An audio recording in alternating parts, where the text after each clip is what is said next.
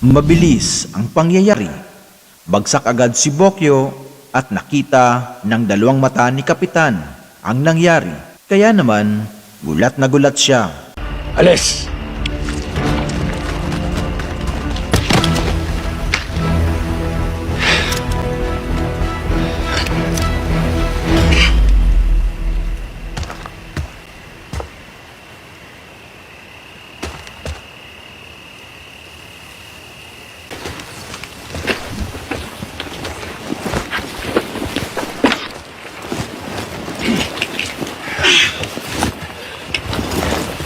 Patawad ho talaga. Kinailangan lang talaga namin protektahan ng mga sarili namin.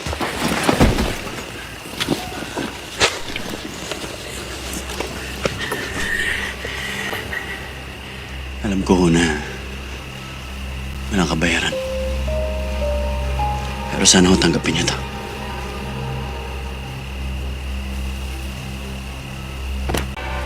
Naiintindihan ko. Sa isang idlap, maaari kang maligtas. Sa isang idlap, maaari kang mapahamak. Gaya na nangyari kay Amado at kay Bokyo.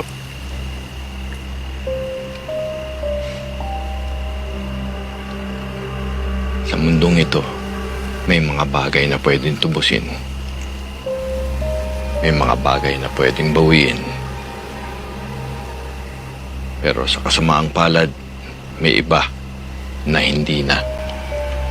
Sana sa pag-iwan nyo sa lugar na ito, matagpuan nyo ang mga bagay na kailangan nyong tubusin bago pa mahuli ang lahat.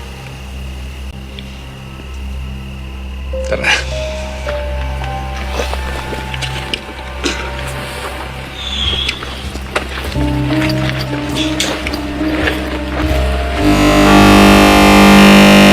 Nagtatakbuhan ang mga kalaban at hinahanap sina JB at Tomas. Sir, namaraan sila sa taliwas. Sana tinago yung pera natin. Ilang minuto pa. Pero sigurado wala na sila. Yes, sir. Samantalang, inaantok na rin si Max sa kanyang pwesto at hindi niya na ito kaya pang pigilin.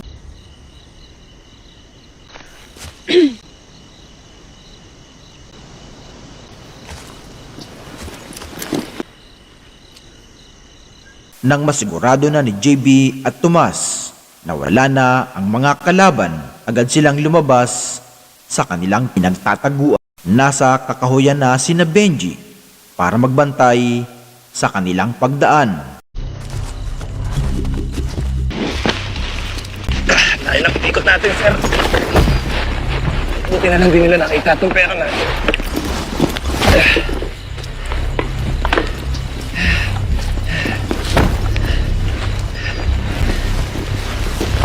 Sir, anong nangyari sa inyo kanina? Parang natagalan ko kayo kanina bago ako matulog. Sukan lang kita, Tomas.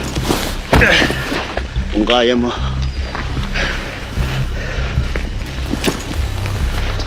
Pero ayos ha.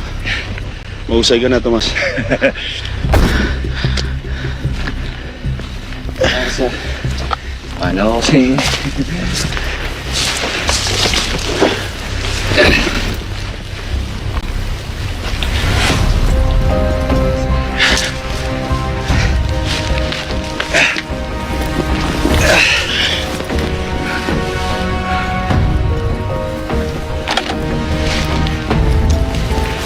Kasalukuyan naman na hinahanap ni na Franco, sina Gab at Max para makuha ang dala nitong mga bag. Alam niyo, walang mangyayari sa atin dito eh. You're gonna give up now? No? Igala nyo mga paningin nyo. Wala silang ibang dadaanan kundi dito lang.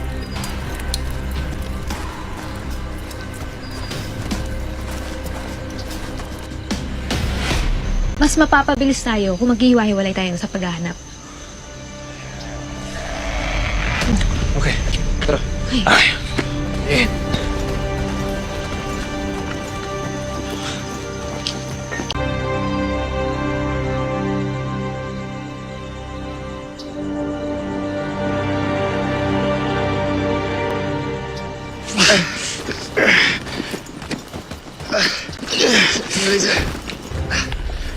Tomas, hindi na tayo pwede tumigil.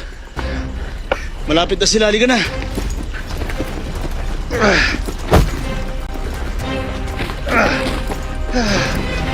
Umaga na, pero lumaban sila sa sigaw.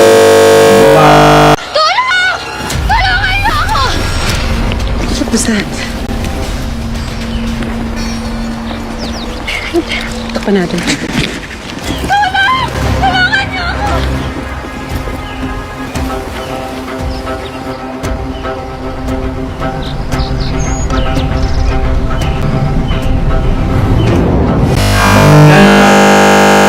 Sinan si Miguel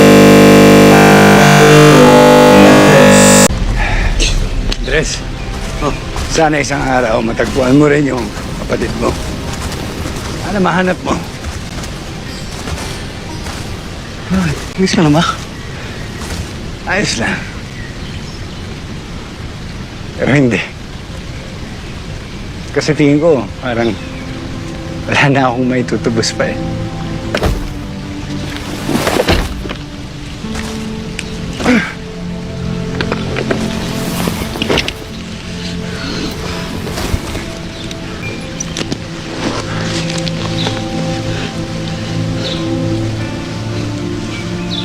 Ganito na lang babuhay. Hindi na ako makabangon-bangon. Ang hirap. Pagod na ako, Andres. Nakakapagod. Maingat at dahan-dahang pinuntahan ni Gab at Max kung saan nanggagaling ang sigaw.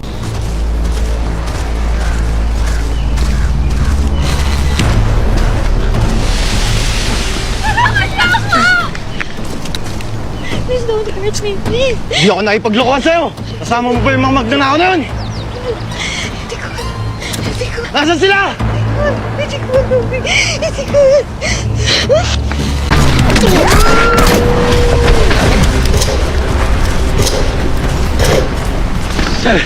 Sir, putok ng baril yun. Sundan niyo!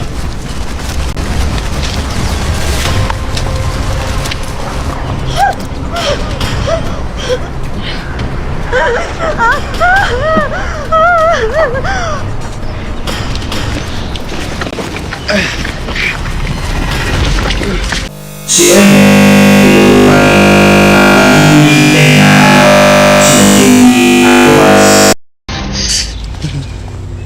Patuloy naman na nagkukwento si Miguel kay Andres at unti-unti nang binubuksan ang kanyang buhay.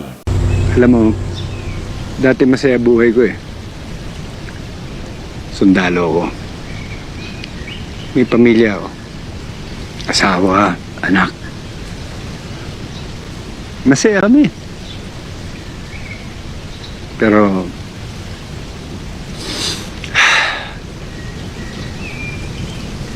damn it. Paulit-ulit na lang. Every time I try, I keep failing, Andres. Sabihin ko sa sarili ko, mga ako, hindi ako inom, pero ganun pa rin eh.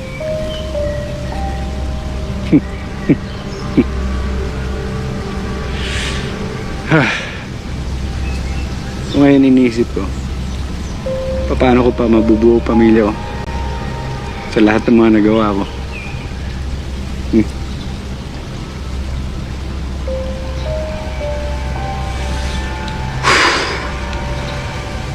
Ano bang nagawa mo, Miguel?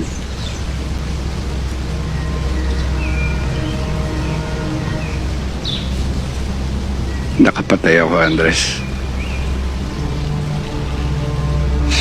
Pero hindi ako sigurado.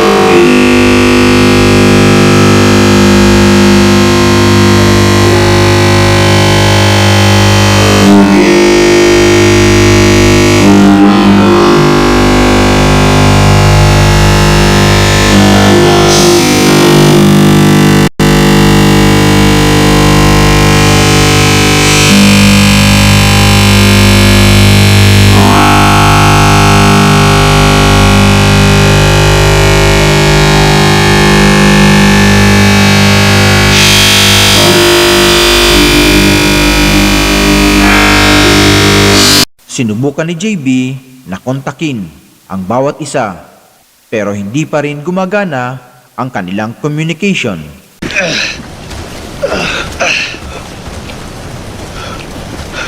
Status, report! Status!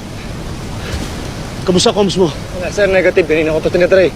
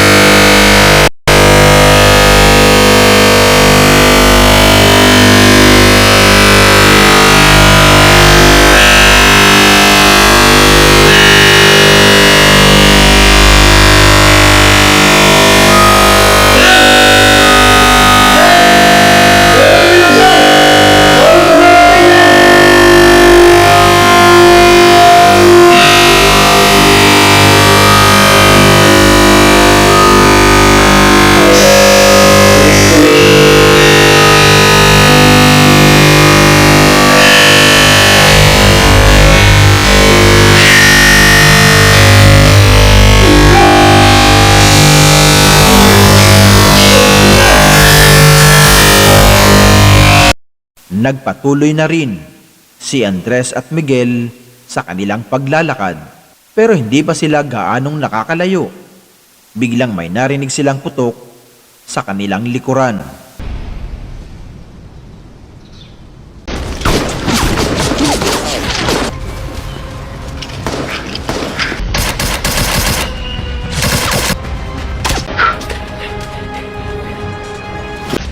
Patunayan ko sarili ko.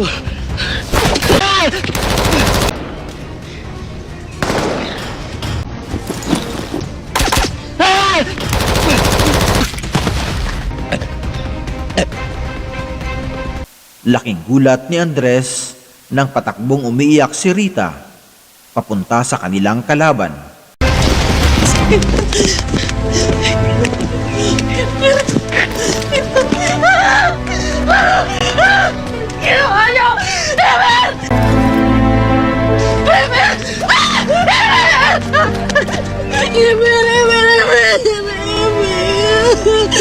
Uwi pa tayo!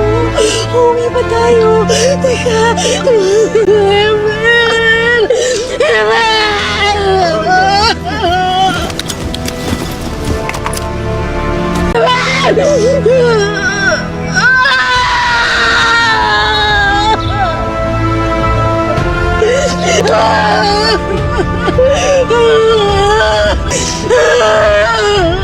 Miguel! Miguel, halika rito!